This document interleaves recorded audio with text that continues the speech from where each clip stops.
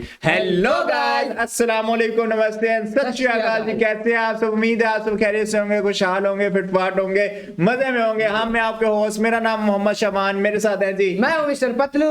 आज की वीडियो बड़ी इंटरेस्टिंग होने वाली है, बड़े ही मजा आने वाला है। और इंटरेस्टिंग इस वजह से होने वाली है क्योंकि एंटरटेनमेंट कैटेगरी से रिलेटेड होने वाली है और कॉमेडी से रिलेटेड भी होने वाली है भाईजान। कॉमेडी से असल में टॉपिक होने वाला है गुड वर्सेस बैड कॉमेडी। भाईजान, इंडिया के अंदर कौन सी ऐसी ऐसी मूवीज हैं जो गुड कॉमेडी उन्होंने की है या बैड कॉमेडी उनसे बन गई है, क्या कहा जा सकता है? बैड कॉमेडी, गुड कॉमेडी तो अक्षय कुमार भाईजान। अक्षय कुमार के ऊपर कोई कॉमेडी कर ही नहीं सकता मेरे नजदीक। अक्षय कुमार और एक और था परेश रावल, एक और थे, यानी कि ये जो कास्ट थी ना, कौन सी कास्ट थी? ये भूल भुलैया वाली कास्ट होगी, उसके बाद होगी एक बड़ी मशहूर मूवी थी, बाबू राम ही कहते हैं ना। हाँ, बाबू राव। वो कौन सी मूवी थी इनकी बाबू राव वाली? फिर हेरा फेरी होगी, हेरा फेरी होगी। तो ये हम बचपन से इनकी ये मूवीज देखते आ रहे हैं और हम जवान भी ये मूवीज देखते देखते हुए हैं और हमें पसंद भी। भाईजान, इनके ऊपर कोई कॉमेडीज मूवी हमें पसंद भी नहीं आती। तो मेरे ख्याल में वीडियो स्टार्ट कर देखते हैं कौन अच्छा बैड कॉमेडीज का मुझे अब आइडिया नहीं है कौन कौन सी मूवीज हैं जो फ्लॉप कॉमेडीज के साथ गई हैं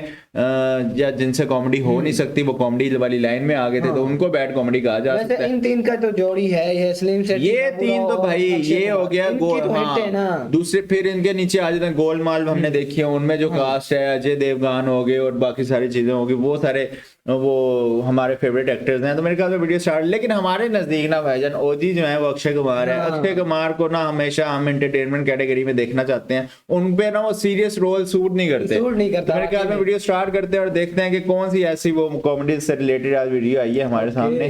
तो लेट्स गेट स्टार्टेड। सिंगर बनना पड़ेगा। Bad comedy versus good comedy. अब देखो, कॉमेडी के कई प्रकार होते हैं, जिसमें से आज हम बात करेंगे 4 प्रकार की कॉमेडीज के बारे में, जैसे कि slapstick comedy, disability gag, dark jokes और डार्क कॉमेडी। इतने सारे होती हैं क्या? हमें तो बस कॉमेडी का नाम का पता था, ये कॉमेडी की भी इतनी किस्में होती हैं क्या?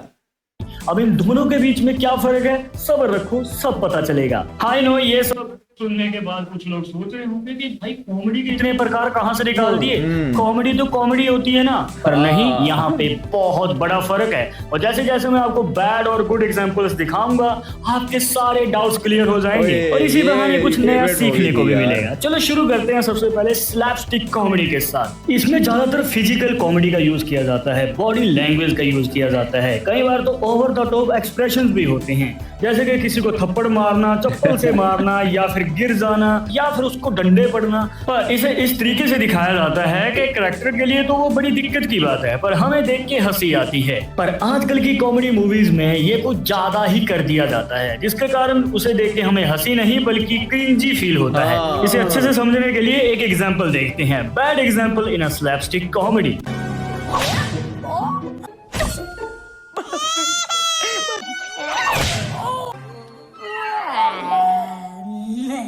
अब इस सीन में कैरेक्टर्स जो हरकतें कर रहे हैं, या फिर ये कहो कि एक दूसरे को जो मार रहे हैं अलग अलग तरीके से, इसे इस तरीके से फिल्माया भी गया है कि जनता को हंसी आए, उसे देख के लोग एंजॉय करें। पर इनके जो एक्सप्रेशंस हैं, इनकी जो हरकतें हैं, वो हंसाने में नाकामयाब रहती हैं। आप ज्यादा से ज्यादा स्माइल कर दोगे पर ऑडियंस को हंसाने में ये फेल हो जाते हैं। पर अगर बात करें बेटर वर्जन की, तो चलो देखते हैं good example in a slapstick comedy.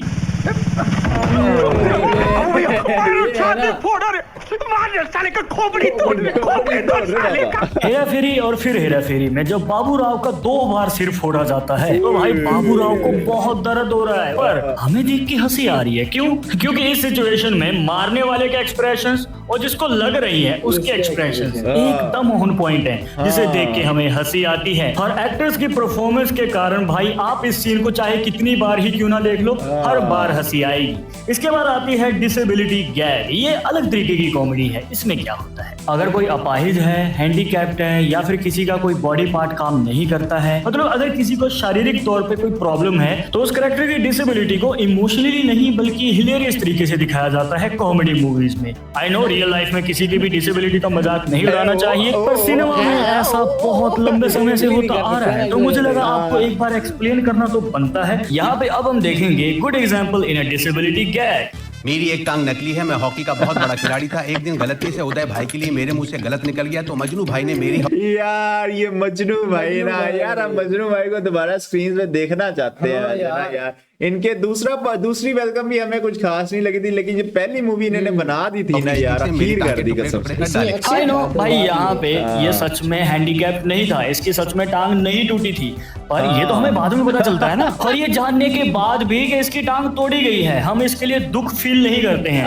बल्कि इसके ऊपर हंसते हैं। और वो फेमस लाइन जो कि एवरग्रीन हो चुकी है कि मेरी एक टांग नकली है। मैं हॉकी का बहुत बड़ा खिलाड़ी था, एक दिन उदय भाई को मेरी किसी बात पर गुस्सा आ गया तो मेरी हॉकी स्टिक से मेरी टांग के 4 टुकड़े कर दिए। और कई बार मूवी में जब किसी कैरेक्टर के ऊपर डिसेबिलिटी दिखाई जाती है तो भाई वो ऐसा लगता है जैसे फोर्स्ड फील हो रहा है। इसकी एक एग्जांपल मैं आपको दिखाता हूँ, ये देखो। Love is cute. But In this case, the lover is mute. अब सबको पता है हाउसफुल 3 में ये तीनों ही कैरेक्टर्स बिल्कुल नॉर्मल थे, पर अपनी शादी रचाने के लिए ये डिसेबिलिटी का ढोंग करते हैं। चलो ठीक है भाई, वो कहानी की मांग थी, पर क्या ऐसे कैरेक्टर्स हमने पहले नहीं देखे थे? बहुत बार देखे थे भाई। और यहाँ पे जो एक्टर्स हैं वो ओवर एग्जैजरेट कर देते हैं, जबकि हमें तो हंसी आनी चाहिए थी पर आती नहीं है। पर इसके उलट एक और कैरेक्टर है जो कि अपनी डिसेबिलिटी जितनी बाहर दिखाता है हमें हंसी आती है। बुला भाई, दिवाली है चला। यहाँ पे जॉनी लीवर साहब ने जो कैरेक्टर प्ले यार ये अबे जल्दी बोल, पनवेल निकलना है बे। किया है पप्पी भाई का। भाई वो जितनी बार अपनी याददाश्त खोता है उतनी बार हमें हंसी आती है, क्योंकि वो कोई बड़ा ही कांड करेगा। पर आप खुद सोचो भाई, जिसकी इस तरीके से याददाश्त जाती हो, वो भी रैंडम प्लेस पे, रैंडम टाइमिंग पे, भाई उसके साथ क्या क्या नहीं हो सकता है, कितनी बड़ी दिक्कत में नहीं फंस सकता है वो।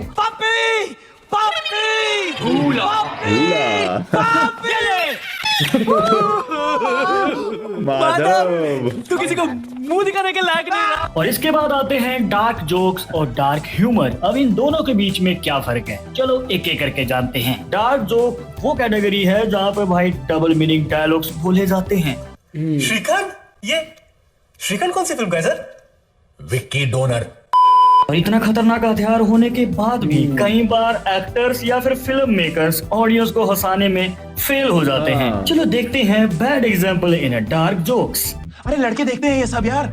मेरे साथ जो इतना सीधा रहता है वो ब्राउज ये सब करता है। ब्राउज ये सब करके आता हूँ तभी तो तेरे साथ सीधा रहता हूँ। अब मैं ये नहीं कहूंगा कि भाई इसे सुनने के बाद हंसी नहीं आती है। पहली बार में ऑडियंस जरूर हंसेगी, नहीं आई और दूसरी भाई, बार हमें में तो हंसी नहीं आई। नहीं आती है। और यही इस डार्क जोक की खामी है, इसे और भी अच्छे से लिखा जा सकता था, जिससे कि ये मीम्स में वायरल हो जाता, एवरग्रीन बन सकता था। और इससे खतरनाक डायलॉग्स तो आपको भाभी जी घर पे है सीरियल में सुनने को मिल जाएंगे। इस बागीचे के फूल सूख गए।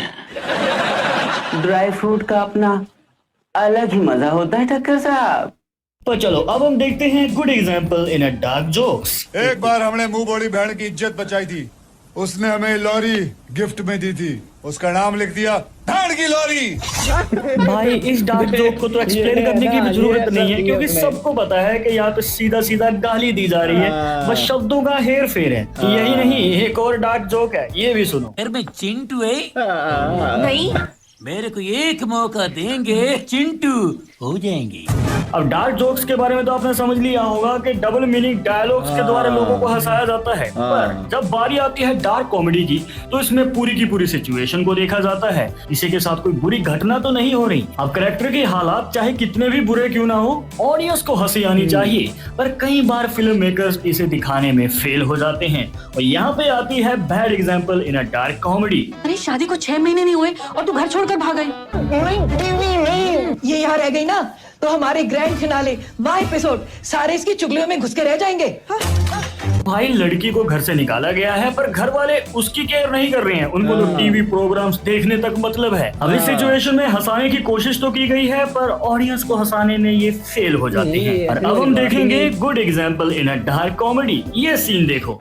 आप प्लेन को नीचे उतारने के बारे में बताइए ना। उड़ाने से पहले हमें प्लेन के बारे में जानना चाहिए। इस वक्त जिस प्लेन में आप सफर कर रहे हैं, बड़ा अच्छा वो 2084 किलो अभी इसके अंदर आगे लग भाई इमेजिन करो, प्लेन क्रैश होने वाला है, जान पे बनी हुई है, और ऑपरेटर कस्टमर केयर की तरह आपको ट्रीट कर रहा है। उसको कोई मतलब नहीं है कि आपको कितनी जल्दी है, यहाँ से उसके पीछे से गुजर के जाता है। और यही तो इस सीन की खासियत है। ये सीन हमें हंसाने में कभी भी फेल नहीं होता है, हर बार खुल के हंसाता है। और सिर्फ यही नहीं, एक और सीन है, ये देखो। दारू पीने से खांसी चली जाएगी क्या? अरे दारू में मेरा बाप का गराज चला गया, पूरा प्रॉपर्टी चला गया, खुद मेरा बाप चला गया, तेरा खांसी क्या नहीं जाएगा रे? बाबूराव का ये डायलॉग चाहे हमें कितनी बार ही क्यों ना हंसाए, पर अगर आप गंभीरता से सुनोगे तो आपको पता चलेगा कि कितनी डार्क सिचुएशन रही होगी।